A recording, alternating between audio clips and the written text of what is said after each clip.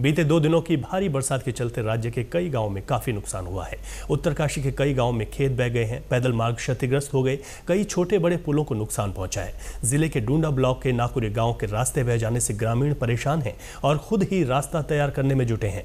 यहाँ पैदल पुल, संपर्क मार्ग, सड़कों के बुरी तरह क्षतिग्रस्त होने से आवागमन में दिक्कतें हो रही हैं। बच्चे स्कूल नहीं जा पा रहे हैं, लोगों के मवेशी भी छानियों में अलग थलग पड़ गए हैं। नाकुरी गाड़ के 10 किलोमीटर हिस्से में दोनों तरफ सिंचित भूमि है, जिसका पानी बढ़ने से खेती और धान की फसलों को भी नुकसान पहुंचा है।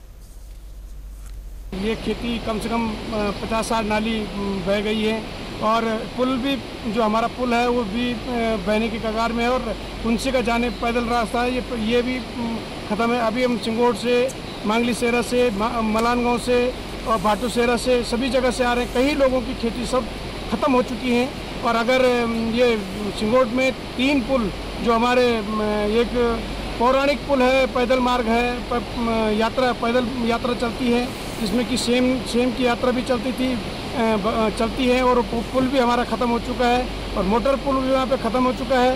सुबह से घूम रहे हैं सिंगोट में 3 पैदल पुलिया, 1 गाड़ी का पुल और जितनी भी लघु सिंचाई नहरें हैं, जल संस्थान के हेड हैं, सारे बह चुके हैं। खेतों की जो सुरक्षा वाल थी वो भी सिंगोट से लेकर नीचे नाकुरी तक, मांगली शेरा, पूरे गदेरे में जो है हमारे खेतों को लगभग 50 एकड़ ज़मीन जो है बह चुकी है और लोगों का भारी से भारी नुकसान हो गया है। और नदी का लेवल इतना ज़्यादा चला गया है कि पानी अगर और ज़्यादा रात को आता है तो गाँव में घुस सकता है। उत्तरकाशी के जिलाधिकारी डॉक्टर मेहरबान सिंह बिष्ट ने भूस्खलन और नदी नालों के कटाव से सिंचित भूमि को हुई नुकसान का आकलन करने के निर्देश दिए हैं।